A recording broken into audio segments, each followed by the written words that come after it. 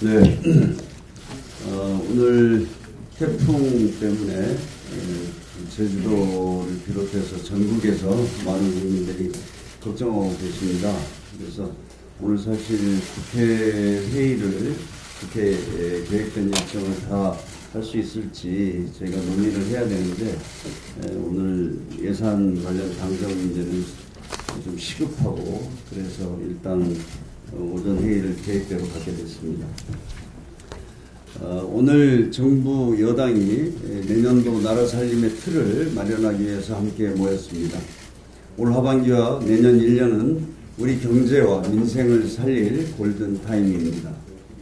갈수록 약해지는 우리 경제의 성장 엔진을 되살리고 4차 산업혁명에 맞춰 산업 구조를 고도화해야 합니다. 일자리를 많이 만들어낼 수 있는 경제 구조도 만들어야 하고, 저출산과 고령화와 같은 인구 구조 변화에도 적극 대응해야 합니다. 이를 위해서는 재정의 역할이 어느 때보다 중요합니다. 제가 몇 차례 강조했지만 대폭적인 확장적 재정 운영이 필요합니다. 이를 통해 소득주도 성장과 혁신 성장의 추진 속도를 대폭 끌어올려야 합니다. 오늘 당정 협의에서 우리 경제에 온기를 불어넣을 내년 예산안을 충분히 논의하고 검토할 것입니다. 최근 영국 파이낸셜 타임스는 우리 경제에 대해서 다음과 같이 보도했습니다. 한국의 경제성장 모델이 한계에 이르렀다. 새로운 성장 모델을 찾지 못하면 저성장의 늪에 빠질 수 있다. 재정으로 경제 회복을 꾀해야 한다. 경제 활성화를 위해 재정이 적극적인 역할을 해야 한다는 얘기입니다. IMF와 OECD도 같은 권고를 한 바 있습니다. 사실 과거 정부에서는 경기 둔화가 예상되어도 재정을 소극적으로 운영해 왔습니다. 재정 건전성만 과도하게 집착했기 때문입니다. 그러나 우리 재정 건전성은 선진국에 비해 충분히 건전합니다. 우리나라의 GDP 대비 국가 채무 비중은 38.9%로 OECD 평균인 113.2%보다 훨씬 낮습니다. 경제 활력과 경제 체질을 개선하기 위해 내년에는 확장적 재정 기조로 가야 합니다. 무작정 돈을 풀자는 것이 아닙니다. 과거처럼 대규모 토목 건설과 부동산을 통한 일시적 경기 부양은 하지 않을 것입니다. 내년 예산은 철저하게 국민의 삶을 개선하고 일자리를 창출할 수 있는 분야에 투입해야 합니다. 사회적 서비스 일자리는 대폭 늘려야 합니다. 근로장려세제와 기초연금을 확대하는 등 사회 안전망을 더욱 촘촘하게 구축하는 데 예산을 투입해야 합니다. 또한 4차 산업혁명 시대를 대비해 신기술과 신산업 투자를 확대하고 생활혁신형 SOC 투자를 통해 삶의 질을 개선하는 노력도 함께 하겠습니다. 오늘 정부 여당이 논의하는 내년도 예산은 일자리 창출과 소득주도 성장, 혁신 성장을 이루는 든든한 밑거름이 될 것입니다. 다 같이 잘 사는 사회와 지속 가능한 경제를 만들어낼 수 있는 예산안을 짜임새 있게 마련하겠습니다. 이상입니다. 네, 다음은 김태년 정책위의장 모두 발언드리겠습니다. 내년 예산안 편성을 위해서 그동안 당과 정부가 수차례 협의를 해왔습니다. 이제 그 내용들을 보면서 국민 경제를 위해서 필요한 부분이 있다면 오늘 더 추가 논의를 하겠습니다. 이미 여러 번 말씀드렸고 방금 홍영표 원내대표께서도 말씀하셨습니다만은 일자리 창출과 지역경제 활성화, 소득 양극화 해소 등을 위해 재정의 역할을 강화해야 합니다. 다행히 세수 호조가 계속되고 있고 다른 OECD 국가에 비해서 재정 건전성도 양호한 편입니다. 예산은 다 중요합니다만 특별히 당이 강조했던 분야는 무엇보다도 일자리 창출입니다. 그동안 발표했던 일자리 대책들을 내년 예산에 충분히 반영하고 일자리를 만들 수 있는 다양한 사업을 추진해야 합니다. 그리고 민간 일자리 창출에 마중물이 될 수 있도록 재정이 적극적인 역할을 해야 합니다.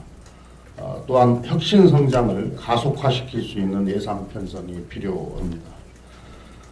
또 중요한 것은 지역경제 활성화 예산입니다. 지역경제 활성화 방안 중에 하나로 생활밀착형 SOC를 확대해야 합니다. 생활밀착형 SOC는 소규모 시설이기 때문에 중소기업의 일자리 창출과 지역경제 활성화에 효과가 있습니다. 그리고 사회안전망 예산도 충분히 반영되어야 합니다. 당과 정부는 국민 삶의 질 개선을 뒷받침할 수 있는 예산안을 마련할 것이고 향후 국회 심의 과정에서도 긴밀하게 협력하겠습니다. 감사합니다. 네, 다음은 정성호 국회 기획재정위원장 모두 발언 듣겠습니다. 예, 정성호 기획재정위원장입니다. 먼저 내년 예산 편성과 또 경제 살리기에 불출자 구성하고 있는 김동연 장관과 국회재부 국제로 노고가 정말 많습니다. 내년도 정부 예산안 편성이 마무리되고 있습니다. 일자리 예산을 필두로 한 정부의 재정 확대 방침을 긍정적으로 평가하는 바입니다. 지금 정부는 가용한 모든 정책 수단을 동원해서 일자리 창출과 경제 체질 개선에 나서야 할 마지막 시점이라고 생각합니다. 확장적 재정 운영이 고용 창출과 민생 회복의 마무리 되어야 할 것입니다. 지금이야말로 우리 국회 역시 정치적 수사 또는 타정에 젖은 예산 심사가 아니라 국민이 체감할 수 있는 경제 성과를 낼 수 있도록 협력을 해야 될 때입니다. 당 정부도 정치적 또는 정책적 책임을 말하고 있지만 민생 현장의 어려움은 생존과 직결된 문제입니다. 정부와 국회가 분골쇄신의 자세로 민생과 경제에 매달려야 할 그런 시점입니다. 아울러 국회는 재정이 국민들에게 적재적소에 효율적으로 편성되고 집행될 수 있도록 책임 있는 자세로 심의에 나서야 할 것입니다. 한국 경제가 직면한 구조적 어려움에 우리 국회의 책임도 적지 않다고 볼 것입니다. 개혁 입법 성과의 상당히 없는 상태입니다. 부재한 상태이고 예산 심의도 정쟁을 일관한다면 국회는 국민의 준엄한 심판을 마주할 것입니다. 내년도 예산이 민생 예산, 경제를 살리는 예산으로 평가받을 수 있도록 국회가 최선을 다하고 다해야 할 것입니다. 마지막으로 정부는 내년도 예산 편성에 앞서서 올해 남은 기간 동안 현재 2018년도 예산이 제대로 적기에 빨리 집행할 수 있도록 집행보다 만전을 다해 주시길 당부드리겠습니다. 감사합니다. 네, 다음은 정부층 모두 발언입니다. 김동연 부총리 말씀 드리겠습니다.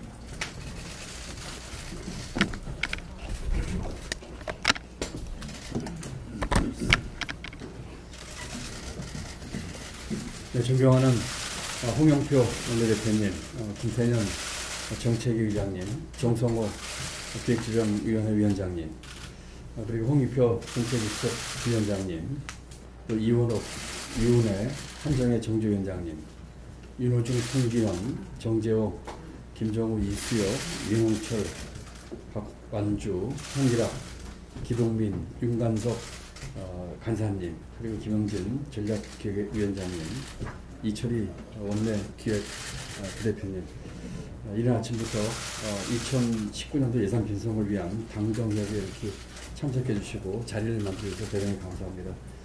특히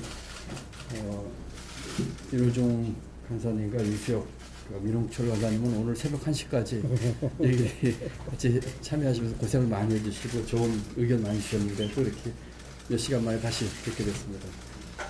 우리 경제가 지난 상반기 성장 등 거시경제 운영에서 나름대로 안정적으로 운영을 해왔다고 생각을 합니다만 여러 가지 대내외 불확실성이 크게되고 있습니다. 특히 고용과 이 소득 분배에서 여러 가지 지표의 부진이 지속되고 있어 국민 여러분께 걱정을 끼쳐드리고 있고 당초 계획한 것만큼 국민 삶의 질을 향상시키는 면에서 가시적인 효과가 더 올라오고 있어서 역시 안타깝고 또 송구스러운 마음을 갖고 있습니다. 이런 상황에서 이와 같이 우리가 직면한 여러 가지 문제들을 해결하기 위해서 재정의 적극적인 역할이 보다 중요한 때라고 할 수 있겠습니다. 이와 같은 상황 인식하에서 내년도 재정 지출 증가율을 작년에 만들었던 17-21 국가재정운영계획보다 충분히 확대하도록 하겠습니다. 특히 일자리 창출과 소득 재분배, 혁신성장, 국민의 삶의 질 개선이라고 하는 세 가지 방향에서 중점을 두고 예산을 편성하도록 하겠습니다. 이 세 가지 방향을 한 기록에는 공통점은 일자리 창출로 귀결된다는 점입니다.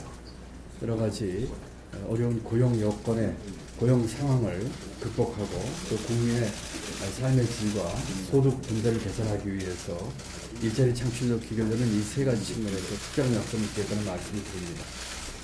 즉, 재정이 적극적인 역할을 하면서 또 한편으로는 재정 사업의 질을 높이는 데도 최대한 신경을 쓰겠습니다.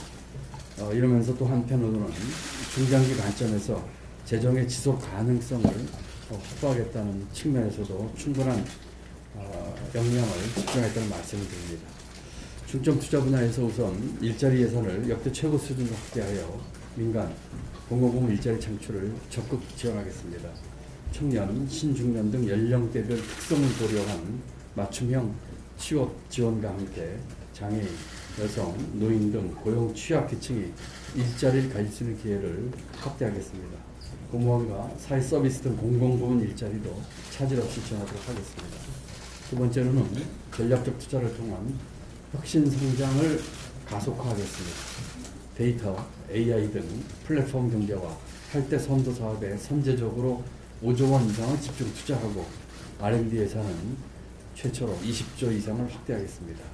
청년 친화형 3단 조성, 도로 주차장 재정비 등 노후 3단 재생을 통한 중소기업과 주력산업의 경쟁력을 높여나가겠습니다. 이와 같은 것들은 우리 경제의 성장 동력을 확충함과 동시에 직간접적으로 일자리 창출에 기여할 것입니다. 세 번째로는 저소득층 지원을 통해 소득 분배를 개선하고 보다 촘촘한 사회 안전망을 구축하겠습니다. 생계급여 부양 의무자 기준 완화와 기초연금 인상을 계획보다 앞당겨 시행하고 최저임금 인상으로 어려움을 겪고 있는 소상공인과 영세 자영업자의 부담을 완화하기 위해 일자리 안정자금을 지속 지원하겠습니다. 실업급여 고정성을 강화하는 데 7조 4조 원을 투자하고 저소득 근로자와 영세사업주에 대한 사회보험료를 지원을 확대함으로써 노동시장의 안정성 강화에도 특별한 정책적 방점을 두도록 하겠습니다. 마지막으로 삶의 질 개선을 위한 투자도 확대하겠습니다.